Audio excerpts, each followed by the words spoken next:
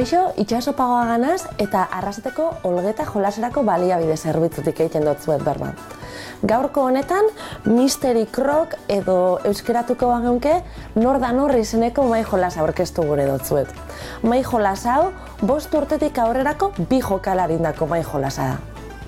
Mystery Croc mai jolasa asko gogoratuko dozuen nor da nor mai jolas horren berzio eguneratu edo gaurkotu bada. Gaurkoen jolasien hasi aurretik eta edukixea saltzeko dagoeneko maixen prest ipini dugu bertako edukidana. Zein da Mystery Croc jolasan edukixa. Alde batetik dauko jolasian jolasteko tablero orokorra kajan bertan kolokatu behar dena eusteko. Beste alde batetik dauko jokalari bakoitzandako pertsonaien fitxa txikinak alde banatan eta beste aldian, eta hirugarren dauko pertsonai fitxa haundixak.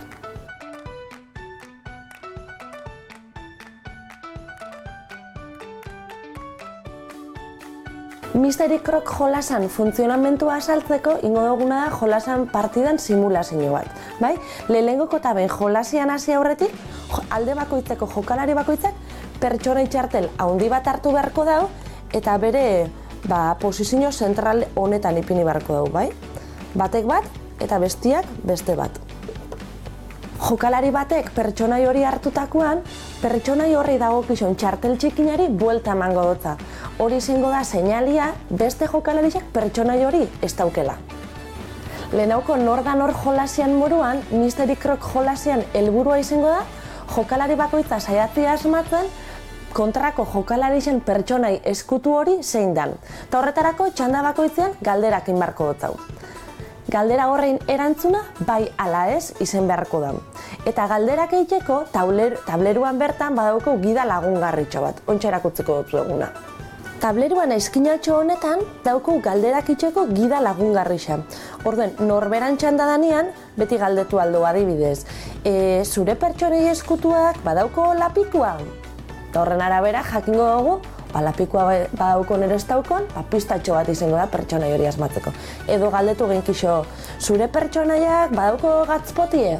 Partida pixkatu lertzeko nundik nora noian, galdera pare bat ingo ditugu edo antzestuko ditugu. Hau da, pentsau, jokalari honek galdetzen dotzala bestiari, zure pertsonei eskutuak badauko pastela? Eta erantzuna izango litzake, bai, badauko pastela. Horrek esan gureko dau, pastela ez daukien pertsonai horrei danak ez diela izango pertsonai eskutua. Eta fango gare pastela ez daukienei buelta emuten. Aukera horreik kentzeko, pastela ez daukienak, honek ez dauko. Bueno, kasu honetan aukera bastante kendu ditugu gainetik, galdera ona izan da.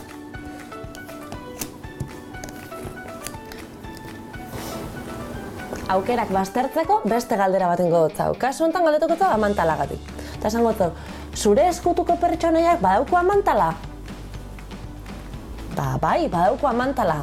Kasu honetan orduan amantala ez daukien danei, buelta. Eta hemen trampa txiki bat inot, zenik galderak inditxuk ikusitxan pertsonai, orduan oso erraz asmatuko dut, ze aukera bakarra geratzen da. Hau da, eskutuko pertsonaia, hauxe da.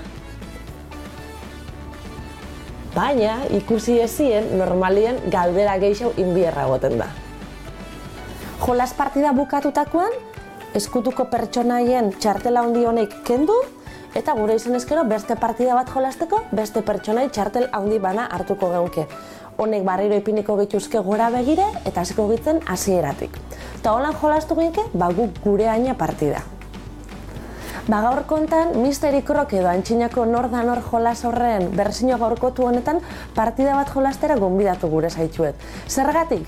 Betiko jolas horrek, beti irauten dauen moruan dibertsiorako aukeria muteskulako, eta beste alde batetik, galdera, erantzun, lotura horrekin edartu paso genkelako.